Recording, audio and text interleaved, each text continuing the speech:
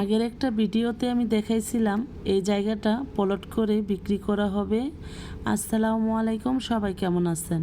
আশা করি ভালো আছেন। তাই যাই হোক, জায়গাটা তো প্লট করে পুরোটাই বিক্রি করে ফেলছে।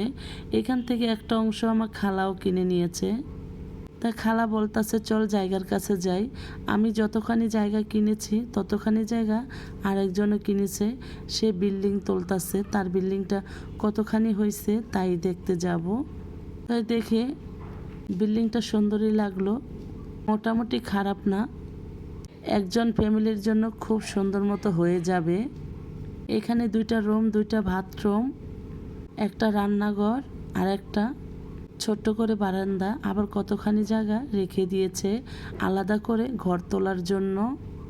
তবে দেখে খালা বলল আমার সুন্দর মতো হয়ে যাবে।